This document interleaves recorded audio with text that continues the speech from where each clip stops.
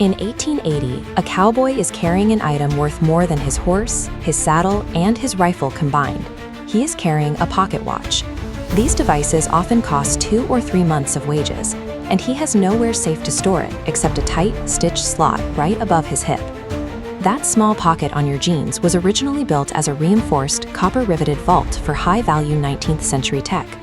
Its survival over the last 150 years involves a broke tailor, a corporate marketing error, and a design feature that became an identity marker only after it lost its primary use. This is the Subject History, where we take mundane items from your closet and dig out the weird, true stories hiding underneath. Today, we're looking at the surprisingly tense history of the smallest pocket in fashion.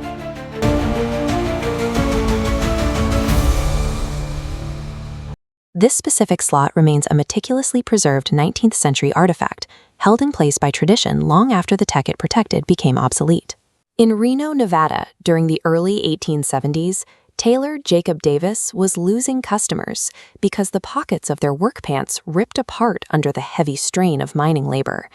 Davis solves the problem by hammering metal rivets directly into the fabric's stress points. It works almost too well, and word spreads quickly. The solution is a success, but Davis cannot afford the patent fee. He writes to his fabric supplier, a San Francisco merchant named Levi Strauss, offering to share the rights if Strauss pays the filing cost. On May 20th, 1873, they receive U.S. patent number 139,121. This document is effectively the birth certificate of blue jeans. This tiny pocket was not an afterthought. It was there from day one, specifically designed to protect a pocket watch from dust, debris, and crushing. The pocket was engineered for a specific, vital role, yet it survives today as a design feature that many people assume is a modern addition. In 1996, Levi's Pool Boy ad claimed the watch pocket was the 5th pocket, but 1873 blueprints show it was one of the core 4. The true 5th pocket, the second back pocket, arrived in 1901. Their marketing had history backwards. While the company got its history wrong, consumers dealt with the physical reality of the design.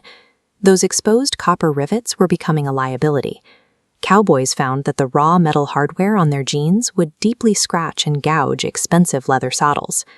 By the 1930s, schools complained to the company because the rivets on students' pants were tearing up the varnish and wood of classroom chairs. The engineering that made the jeans indestructible was now causing damage that necessitated a redesign of the garment's hardware. In 1937, the company began covering the back pocket rivets with denim fabric, stitching over the metal to prevent it from scratching furniture. By 1966, the exposed rivets on the back were removed entirely because they eventually wore through the denim they were meant to protect. Yet, while the hardware was removed from the back pockets, the front watch pocket remained unchanged, keeping the original rivets and placement it had in 1873. The pocket survived precisely because it was no longer being used for its original heavy-duty purpose. It was no longer a threat to the world around it. Pocket watches were largely phased out around World War I as wristwatches became the military and civilian standard.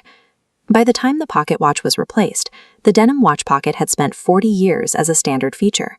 It transitioned from an essential safety device into a visual trademark.